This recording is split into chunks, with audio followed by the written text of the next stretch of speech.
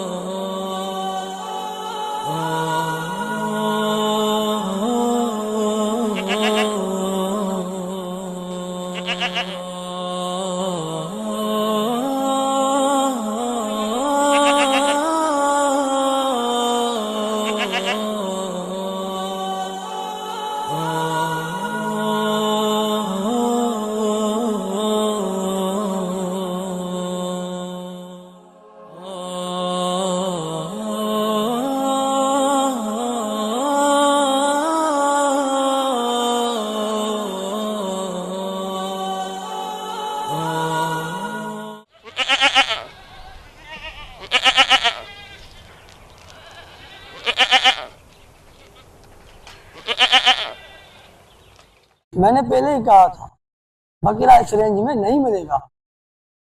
अब पहले वाला दौर नहीं रहा, बहुत महंगाई हो गई है। मेरे पास 40,000 है और यहाँ तो कोई कीमत 70 लगा रहा है, कोई 80 लगा रहा है। बस मैं अब वापस आ रहा हूँ घर की तरफ। आप दोनों यहाँ का ख्याल रखो, मैं अभी आता हूँ।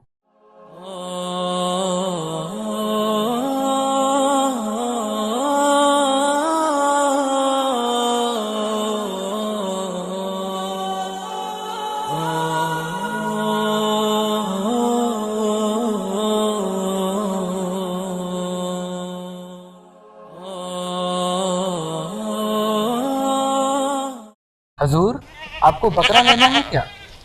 हाँ, लेना तो है, पर लगता है मेरे नसीब में कुर्बानी करनी नहीं लिखी। ऐसा क्यों बोल रहे हैं हजूर? बकरे बहुत महंगे बिक रहे हैं और मेरे पास इतनी रकम नहीं है। हजूर, आप बकरा देख तो ले, अच्छा दाना है। देखो बेटा, मेरे पास ज्यादा वक्त नहीं है, घूम घूम कर थक गया हूँ। जल्दी बताओ, क्या लोगे आप? हजूर, ज्यादा बातें करने का मैं भी आदी नहीं हूँ।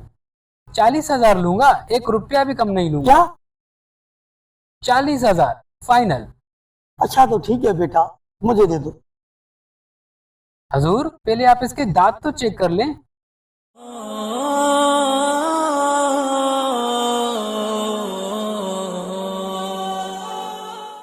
अच्छा तो ठीक है।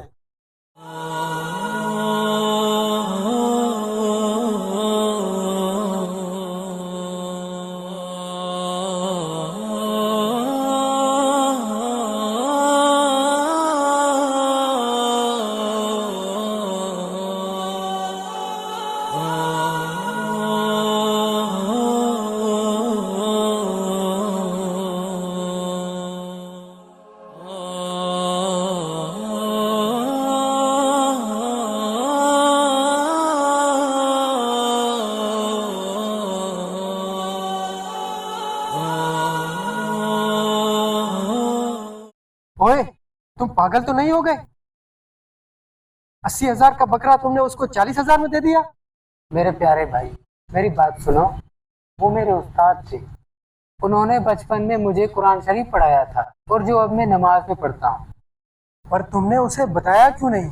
यार, वो एक खुददार इंसान है। अगर मैं उसे बता देता तो वो कभी भी मुझसे जानवर नहीं लेता। थोड़ी सी रियायत कर लेते। इतना नुकसान, बाबा बहुत गुस्सा करेगा। देखो, उसने जो मुझे दौलत दी है उसके आगे ये 40,000 कुछ भी नहीं है। यार तुम तो परेशान कर दिया, बिल्कुल पागल हो। मैं जब परेशान होता हूँ तो कुरान पाक पढ़ लेता हूँ, बहुत सुकून मिलता है। चलो छोड़ो बस, बाबा को मैं समझा लूँगा। इस कुर्बानी के मौके पर अगर हमने अपना थोड़ा मुनाफा कुर्बान कर लिया तो क्या हुआ।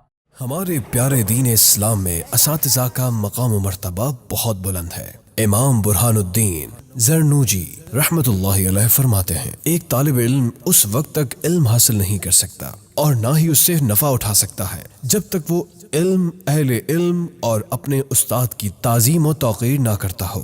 लिहाजा अपने असातिज़ा इकराम का अदब व एहतराम करें, उनकी ज़रूरतों को पूरा करने की कोशिश करें। कुर्बानी के मौके पर जिस तरह भी उन्हें फ़ायदा पहुंचा सकते हैं या उनके लिए आसानी पैदा कर सकते हैं तो ज़रूर करें।